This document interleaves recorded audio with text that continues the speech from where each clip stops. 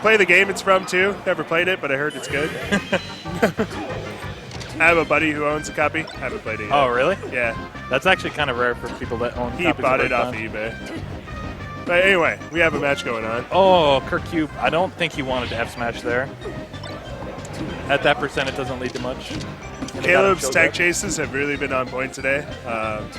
Has played for. I know you weren't here for it, but his matches with O'Reilly, he was really tech chasing well. I was watching on the screen back there because I knew I had to play the loser of that. I was really hoping I would get to play Caleb, but then he did me dirty and won. I'm pretty good against Sheik, so I wanted that matchup, but he did the man dirty. You all heard it here. And then he played pretty good against Dart too. Yeah. That first game, I really thought he had it for a little bit. There was a moment at the very end where he had an opening that he could have potentially killed off of, but anyway, Kirk, nice down smash there.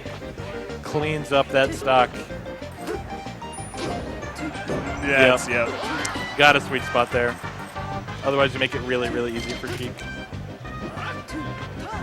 Nice. Again, not the forward smashing. I don't think he's intending to do that. He shook his head afterwards, so I don't know.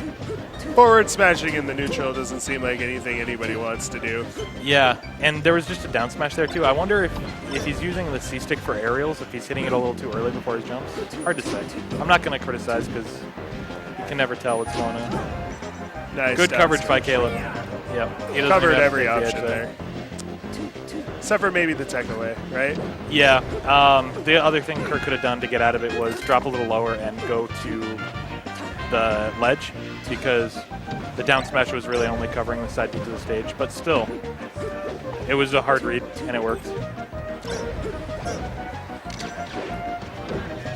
And now Caleb's going to look to tack on as much percent as he can on this stock from Kirk. Surprised there's not. Well, I guess Falco can meet needle capping with lasers, so yeah, it's not really a hugely effective strategy. Falco's projectile is a little bit stronger than Sheik's, I would say. Yeah, no, Falco. I would say Falco laser is the best projectile in the game. I would go that far. It's very annoying. It's very fast. Has priority everything. It's not necessarily like the best projectile in terms of when it hits an opponent, it does a lot, but it sets him up for like having a really broken neutral, because he can laser and then do a big long jump forward, get a grab, or get an aerial opening, something like that. It lets him dictate the pace. It can force you into shield, or it can give him an opening. Like, it's even better on shields than it is. Yeah. Like if it hits the shield, then Falco is on your shield with shield pressure. He can get a grab or anything off of that, really. So we still got a close game here. Where is Kirkq from? Illinois, somewhere. Chicago area. Okay. I believe. He might be from somewhere not quite in Chicago, but he is Illinois. He's a speedrunner, I know. Guess that explains how he knows hi. So, yep. They're both speedrunners. Kirkq's a long-time Melee player. He's been at this for a while. I'm sure these guys are both going to SGDQ in Minnesota. I think that's a couple of weeks. End of July. Yeah, I know it's after EVO, obviously. Yeah, it's after EVO. That'll be pretty cool. I've never been to one of those, but I love watching them. They're amazing. Yeah, I work at fast food, and I straight told my boss that I was bringing in my laptop to watch AGDQ, and he's like, no, and I'm like, yes. Yeah. Yes, I am. And I did. And I'm still employed. Follow the rules, boys and girls. Meanwhile, this game is getting really tight. Oh, it's very intense. Pi's got an opening here. I feel that if he threw out a forward tilt or two, he probably could have intercepted that. He sort of overcommitted with his dash attack there, but he thought it would combo, so I understand why he did it. If it had comboed, it probably would have set him up for something, an edge guard that could have won him the match. This throw could be big. I just had a heart attack because I thought he flubbed that. It's, uh-oh. Ooh, man. Wow, just barely. The DI could have been better, but that was like half percentage knockout right there. That was, I love when Falco kills with up smash. I don't know, it's amazing. It's not good. Over the rainbow. Going the wrong way here? Good. Anyway, we're going back. The salty run back. Salty run back seems to be Pie's thing. He did it against O'Reilly as well. Okay. Yeah, I mean, a lot of times you just feel like you made one mistake. Yeah, or just, you need to play a little better, and the stage is not going to help you, like in some matchups or just sometimes when you're playing, you know that the solution is just to play a little better. That's what Pie's going to try to do here. He's doing pretty well so far. Stock percentage is pretty even. All right, Kirkq proving me wrong. Nice Commentator's combo. curse. Oh, getting in there. This could be big for Pie. Not quite, though. All right, so Pie's on the ledge. Gets back. We're kind of weird. Ooh, okay. So I think Caleb needs to recognize that Kirkq has been side-being either to the stage or to the platform a lot. Almost every time. Very rarely, if at all, have we seen him go straight to the ledge. So Caleb needs to be a little more conscious of covering those options and ignoring the ledge until Kirk proves that he's going to go there. Right. However, maybe he's just seeing that there are openings there, and if Caleb starts to cover them, he'll go to the edge. See there, like that was the perfect option to go to the ledge. Good nair out of shield. Definitely Sheik's best out of shield option. Very fast. I think it comes out on like frame 4. Yeah. I'm pretty sure that's correct. Another F smash right into a shield grab. See, he could have turned around and capitalized on that, but I don't know. Maybe I'm thinking with my mentality and not his. Kirk's got stage position, kind of gives it up to get some shine pressure there. I love that. That's like the not real shine pressure where you don't do double shines. You just kind of do shine, wave, dash, down, shine, which is fine if you have them scared, but when they get really smart at getting out of shield, then it stops working as well. And Caleb definitely handled it perfectly. He buffered a roll and just got right out. Yep, exactly. Hold your shield. What a lot of Falcos do in that situation is at some point option select and do a shine grab. This so is something. Get something. He dropped it, but that was something we haven't been seeing from Caleb this game. Is he's not tech chasing, and like it worked super well for him game 1, and then like he abandoned it. And yeah, he's been going more for the less consistent combos. He'll go for dash attacks and stuff off of his tech chase opportunities this game, from what I've seen, as opposed to doing the reaction tech chasing, which can get you like for sure guaranteed damage, but if you mess it up, you'll get no follow-up. It's hard to execute too, really. I mean, reactionary tech chasing, the reason everybody doesn't do it is because it's not easy. Not everyone is Plup. Yeah, exactly. Like, you see Plup do it, though. Oh, my gosh. He's amazing. Can we talk just a tiny bit about Mango Plup? Every time I see that windmill these days, I see Plup's ghost hanging in there. You got a little cringe. Just, oh, Plup, man, you had it. Anyway, that's enough. I think it's been talked to death. Ooh, nice deflection. The shine used for its intended purpose. All right. Caleb's struggling to find an opening right now. Yeah, he's kind of back to solid ground, though. They're playing an interesting sort of neutral here. Caleb's very defensive in general.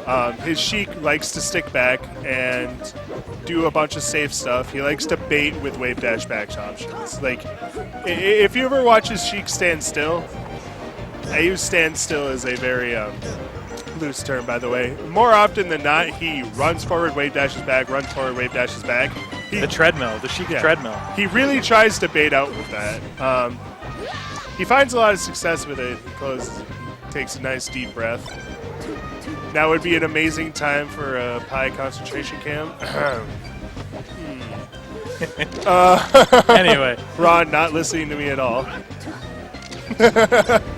But, yeah, this is actually a pretty intense situation for good. Pie. He's got to make the most of this combo here. Ooh. Oh, he needed that slide. That would have been big. Good get-up attack by Kirkq, knowing that Pie was going to come in and try to hit him there. This could be it. This could be it. And that still might be fine to cover it. Nice. Ooh, he gets the good part of the hitbox. I think he should have forward tilted there or something. I honestly thought that Falco was dead too. So. See, I'm a Falco player. I know. I know he lives there. Got that deep in your soul. Kind of like when I know Martha's gonna live or not. Yeah, you can just tell. So, Kirkq trying to steal this one. Kirk's got some waning shields. Oh, and again, Pi is a little overzealous, there it is. But he closes it out. Two very, very close games coming down to high percent last stock, last hit situations. The absolute wire, as they would say. Yeah. Right, I need to move. I think that is the definition of the wire. Yes, I agree.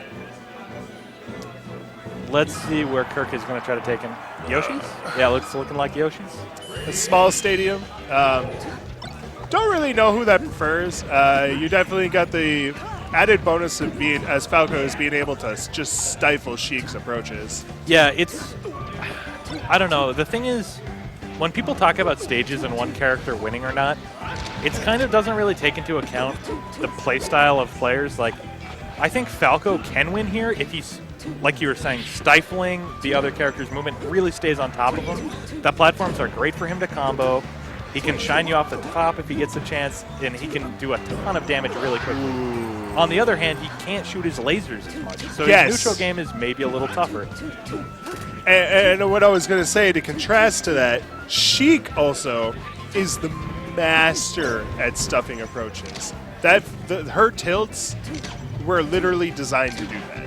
The other thing about this stage for Sheik, or any character really against a fast faller who gets good grabs on them, you always have Falco near the edge. See, like right there. The stage is effectively one huge edge. Yeah, you've always got him near to an edge. One tech chase away from the edge. Oh, that drop down fair. And Kirkq does not look happy.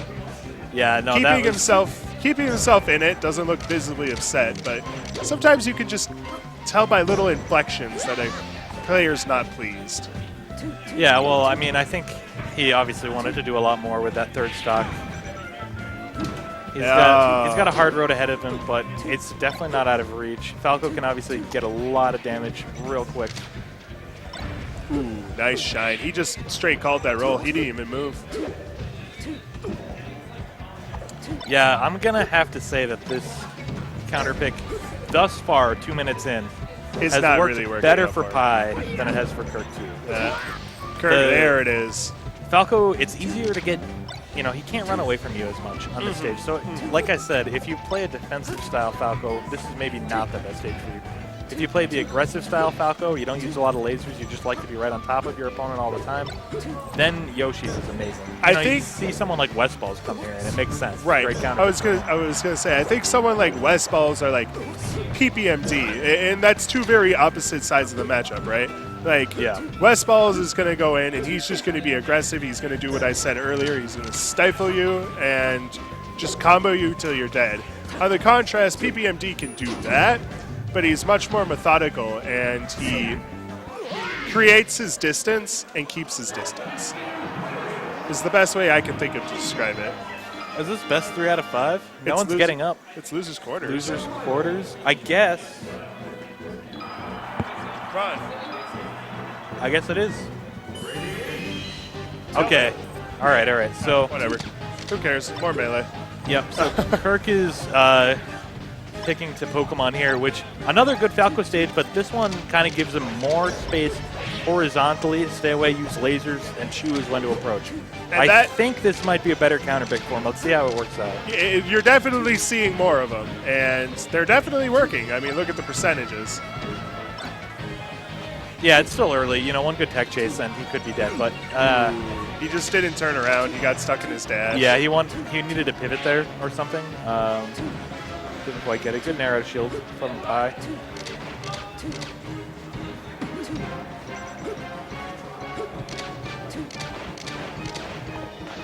Ooh, that was...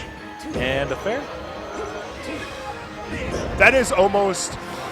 That's so discouraging as any character when you try to edge guard a space animal, you get burned. And you hit burned. Them, but also get burned. Ooh, nice down tilt. Wave dash back, down tilt. Yep, and with the low stealing here, that's actually a very effective kill move if you can get the setup for it. Very underrated move. I think a lot of more Falcos need to use it. Yeah, it depends on the situation, obviously, as with every move that you throw. But yeah, I would agree with you. It can be really good in certain kill positions. Straight up, it destroys floaties. Like, it is a good KO option against them. It's pretty quick. It's not very fast.